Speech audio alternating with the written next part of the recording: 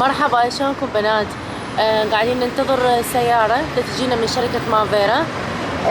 طبعا بس نوصل هناك انا راح افهمكم شنو الوضع. الشيء كلش حلو يفيدكم وانتم جدا مهتمين لهذا الموضوع، خصوصا وايد تسالوني يقولوا لي اسراء من تشتري ملابسك شغلات البيت. سالتوني مرة عن الرف اللي بالمطبخ، سالتوني عن الاناره اللي بالمرايه. حتى ام بنين صديقتنا قالت لي كلش حلوه، هي خطيه جدي، جابت المرايه مالتها مال الميز وحفرتها حفر وركبوا لها جلوبات كهرباء، وهذا الشيء كلش غلط لان الجلوبات كلش يحمل لانه الكهرباء تجي مباشره من التقسيم.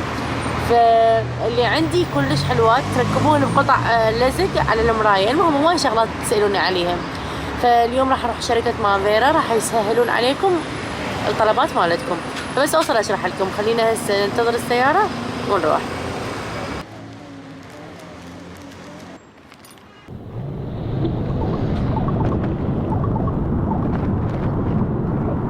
الفكرة انه نحن عم نقدم عنوان شحن بده يجيب من اي موقع بتركيا يجيب. هو هي النقطة نحن انا عم شو اقدم، الموقع. عرفتي شلون مدام اسراء؟ انا عم اقدم لهم عنوان بتركيا بيقدر يتسوق عليه من شو ما بده. صحيح. بتسوق حتى من صفحات الانستغرام. انا بجيب له اياهم، بتصور له اياهم، بعمل له كنترول عليهم وببعث له اياهم. فهي الفكرة انه انا امنت له عنوان بتركيا وعنوان بالامارات بيقدر يجيب عليه بضايعه، انا استلم له اياها، صور له اياها، وزن له اياها، شيك له عليها، واذا بده كود اعاده حتى يرجعها، لانه انت بتعرف زارة احيانا ببعث لنا الاحذيه تكرم كل وحده بنمره بيعملها دائما. فانا الشباب اللي عندي الفريق اللي عندي بشيك له اذا دغري اذا فيها مشاكل دغري بصور له بيقول له فيها مشكله رجعها وانا برجع له اياها. والله حلو، يعني انا من اطلب ما خايفه. لا تمام، انا من طرفك مو من طرف البائع. اي ما راح اخاف انه انا طلبي راح يفحصوه ويشيكوه واذا تمام يدزوا لي حتى انت حتشوفيها على الصور يعني راح يرجعوه. تمام. هلا في عندهم كمان الزبون مسؤوليه انه هلا مثلا انا البضاعه ما بعرف شو اللون اللي طالع، طبعا هاي شيء فمسؤوليتي ارجع لها بشي برضه لك بساعدك اخراج كود الاعاده وخليه يستلمها من مرات الكتاب. واحد يفتحها يلقى الخامه مو حلوه نايلون او ما يعجبني بالتصوير، انت راح تصورها انا لا اصور حيبين معك وتدزها مثلا الي اني افرض انه مشتريه راح تصور لي اياها وتدزها، اقتنعت فيها اقول لك اوكي دزها لي ما اقتنعت فيها ترجع. تمام. طبعا بتساوي كود الاعاده تبعها طبعا بالمساعد، اذا اول مره ما بيعرفوا فنحن نساعدهم حتى يكملوا كود الاعاده. حتى بالتطبيق تبعي بعد شهر كثير توليدوا سهل وفلوسهم ترجع لهم كل طبعا، لانه هو دافع من الكرتون فخلال 15 يوم بيرجع الموقع على كرتون، لانه ترينديون كمان حاميكم. يعني المواقع اساسا بيع تركيا انت بتعرفيها من هي حاميه الزبون تبعها اكثر ما تحمي البائع. فعلا ترجع. فهي نحن الفكره العامه انه انا قدمت عناوين بالامارات لانه الضريبه بتركيا غاليه على البضاعه اللي مثل الشيئين مثل تيمو مثل المواقع الصينيه، وقدمت لهم خدمه عنواني بتركيا للمواقع التركيه اللي هي كثير منتشره اساسا. تمام. هو هي الفكره العامه. فامجد صاغه بدي ابعث لكم وريجي حتى نبلش نصور الشركة وطريقة الإرسال للعراق. هواي من المواقع التواصل الاجتماعي بنات هواي يتواصلون يعني يقولون لي شلون تطلبون هيك شغلات، فاليوم راح نضبط لكم اياهم. راح نصور فيديو جدا توضيحي بشكل سلس وبسيط، بس مطلوب منكم انه بس تركزون بشغله انه انتم ما عايشين بتركيا، انتم عايشين بالعراق، وشلون راح توصل لكم البضاعة من تركيا او من الامارات للعراق. فراح اصور هذا الفيديو راح يكون هو بشغلات كلش مهمه انه لازم تسمعوها وتركزون بيها، يعني هذا شويه تركيز حتى تشوفون. اول شيء الشركه جدا امان ومضمونه، شركه كلش كبيره باسطنبول واحنا متعاملين وياهم الصراحه. اني الشغلات اللي دا اجيبها من تركيا كلها عن طريق هذه الشركه، فقلت خليني اتواصل وياهم ونضبط موضوع التوصيل من تركيا او الامارات للعراق. محتاجه هاي الحكومات.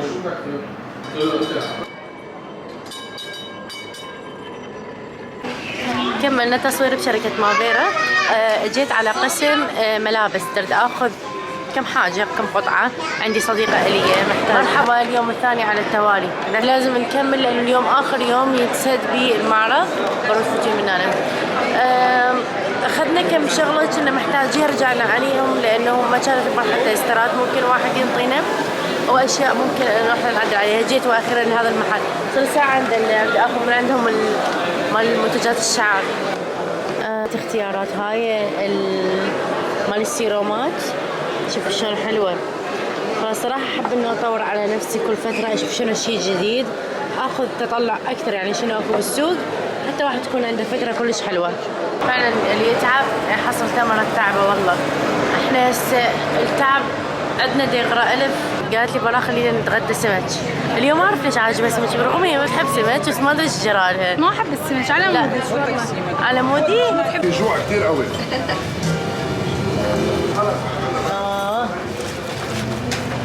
يا سلام. برو شوفي مش دايبة بالمرة إلا شوي. بالعافية. صباح الخير، شلونكم؟ صباح عبالكم عبال زين شلونك؟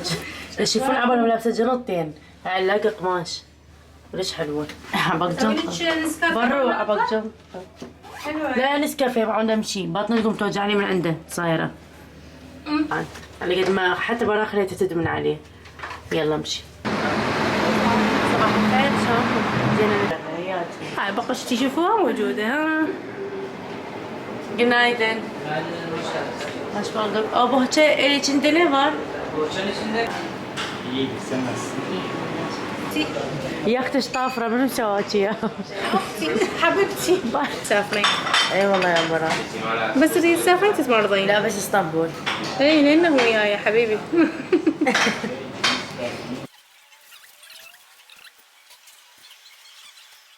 جيد؟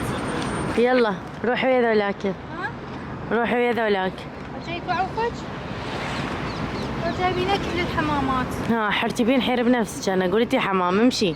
بس كل البلد قولي لهم تليفونك شبيه، سولفي بس لهم. تليفوني بس كل شيء حل المشاكل. طبعا تليفوني صار لي مشتريت الايفون اعاني والله. كرهتها تقولي شو اشتري ذاكره؟ لا من ذاكره مقبط كان يحل لي الحل حلحول. قلت لها ضغط الزر واحد احلك اياها. والله قلت لها قولي لي البنات يستفادون. بنات علميهم. شوف الايفوناتكم اذا كل ساعه يقول لكم الذاكره ممتلئه وما يقدرون تنقلون كل شيء، ما راح يمسحوا منكم شيء، بس احنا كنا متخوفين شوي لان هي عندها مقاطع محتاجتهم ضروري مال انستا. فقلت لها شوفي نقليهن ضميهن ما اعرف، المهم شوفي لهن مكان، لانه اذا ضغطها يدوم ما اخاف ينحثون تبكين. بس انه ما نحفه. بس انا ما نحثن. لا تخافون. شوفوا تروحون على الضبط وراها تروحون على مالتكم اسم الحساب اي كلود. الاي كلود فوق، ضغطوا عليه. مو اي كلود؟ اي مو تضغطون عليه حتفوتون على الحساب، بعدين حتطلع لكم اشاره غيمه زرقاء. لحظتهم اشاره غيمه زرقاء مكتوب قبلها اي كلود، دوسوا على الغيمه، اكو 3 سووا لهم ايقاف اللي هو الاستوديو والاي كلود والدرايف. بعد ما طبيتوا راح تنزلون تختارون الغيمه الاي كلود او الغيمه الاي كلود، تشوفون هذني 3 الدرايف والصور وكلمه ذني هاي عفوا كلمة السر مشغلة لأنه يحتفظ لكم كلمات السر مالتكم، هاي وهاي وقفوها. ايه ترجع تليفونكم ما يخزن. فرغت بال120 130 جيجا بايت فرغت لها. خلصنا شفنا الغابة ما تزول. اليوم كل شيء ماكو بعيننا. أنا عادي وصلنا قناة الحديد. من الحديد شيتي نقدر؟ طبعا نقدر عادي اكو احلى من المطر. لا والله ماكو، اجواء مطريه جميله. بس انا اقول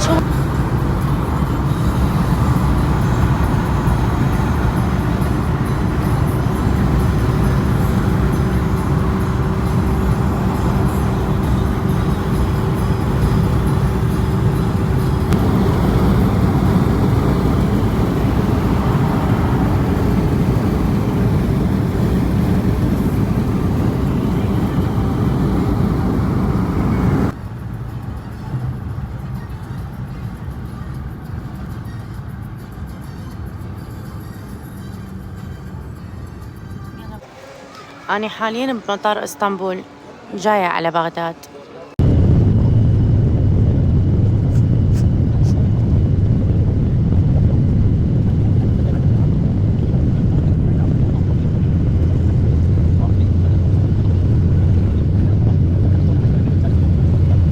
المهم راح نروح هسه لبيتنا لانه انا البارحه اجيت وقلت خليني ارتاح بعدين اروح لبيتنا، لانه وصلت الساعه ب1:30 تقريبا. هبوط الطائره مالتي كانت بالليل. حضرت هنا هاي جنطتي الصغيرونه النونو، لان عرفت جنطه كبيره هنا ببيت براء، فاخذت بس اللي احتاجهم. وهاي هدايا. هسه راح نروح لبيتنا. صراحه هاي السفرة كانت كلش متعبة، بيها هواي شغل، بيها هواي التزامات، بيها هواي كلام، يعني أنا منطيت الشركات إنه نكمل الشغل وهيجي. فالحمد لله والشكر تسهلت من رب العالمين وكملت أغلب الالتزامات اللي كانت علي. وطبعا بس حبيت إنه أقول لكم بنات، أي شيء تبون تشتغلوا لا يوقفكم كلام بعض الناس اللي هم إحنا نقول عليهم يحطمون المجاذيف، ما يحبون أحد يصير يعني أحسن من عندهم، يردون هم بس هم اللي يمشون كلامهم، يردوكم يخلوكم بائسين. ألف الحمد لله والشكر إنه أنا عندي أهل داعمين إلي وزوج يعني أموت عليه. أنا مروان كلش أحبه لأنه إنسان جدا محترم وفقير وهادئ، وبنفس الوقت منطيني حريتي وثقة. ألف الحمد لله، ألف الحمد لله والشكر. بنفس الوقت هو داعم إلي، خصوصا بالمشاريع اللي أنا حابة إنه أفوتها. دائما يقول لي إسراء سوي اللي أنت بداخلك عاجبك إنه تسوي. البعض يعلق تعليقات أنا دا أصور 10 دقائق من الفيديو، ما حد يعرف إنه أنا شنو حياتي خلف ال10 دقائق من طول 3 أيام، مرات 3 أيام 4 أيام أنا ما أصور، أنزل فيديو مدة 10 دقائق.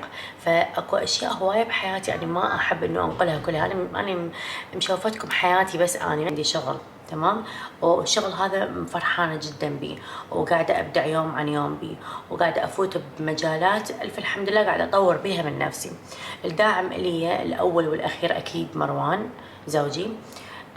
هذا الشيء اللي مستحيل لو تمر سنين ما أنساه، الفضل اللي خلاني إنه انطاني هاي الثقة والدعم إنه أنا أوصل لهذا المكان.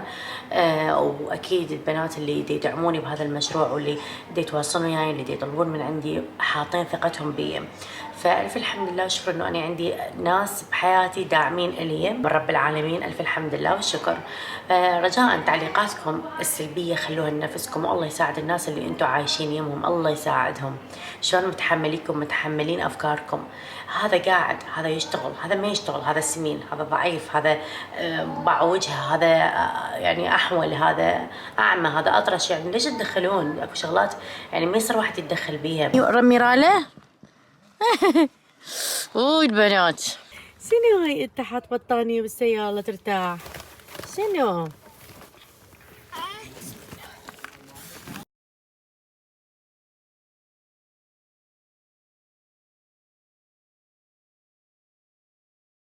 ماما الصغيرة؟ ماما برضون يوسف اول ما يجي بدل ما يسال علي يقول لي واخد ضربت 100 راشدي 100 والله لا فضحك. تعال والله بوسي بوسي تعال كوكي غني لك مالتك الاغنيه مال كوكي. يقول لي الا ايش اسمه 100 راشدي بسيطه. كانت نورنا اسي وخاله اسي جتي من مكه جابت لنا هدايا. هاي ماما اي تحب سحابات هدايا هدايا لا ماما حلو على التجول. شو صرتي؟ لك عيني يوم يروح الزياره كوكي هاي من عندك؟ اي جنبها والله جابت لي هديه. على قد الذوق فيهن بطلون قميص سيق زين سنة أكبر، أنا خلاص أكبر. سبحان الله. إيه حلوة. حفظ. يلا نطلع نتعشى برا اليوم. شلون جميلة. قد حلوة. تحت كاميرا وياهن. لا حلوة هذه لك عيني لبست عادي جامعة من الفرحة. حلوة بابا هذا براء تخجلنا هاي تطلع ثانية والبراء. تعرفون تعملوا لك عيني شكرا لك عيني هذا برو أنا جبت 2 هذا برو. صدق براء جابت علي؟ إي هذا من خالتك ماشي. شوف اللون أنا نسقت لك هذا جوا. وهي مالت شلون؟ نفس اللون. إي هاي شغله ثقيله. هاي شنو؟ اي انت تحبين هاي السوالف. لا مو بقلاوه، عندكم انتم البقلاوه. خليني اتوقع شنو. لحظه شيء ما بيها الاتراك. يعني انا ما اكلتها سابقا؟ ما اكلتها. واو هاي اللي بالعافيه بابا. الريحان كيف سوت بيض؟ يقول والله صار ساعه تطبخ بيض. والله طيب. شوفوا بس شوفوا شلون هيك بس يبرد وينأكل اكله من هاي. يلا تعال بلا. تعال شوفي تعال شاي وريحان. والله ما حد مسوي اومليت بالريحان بس اني. صمون طلع ما تحبوني. وين ما تحبوني؟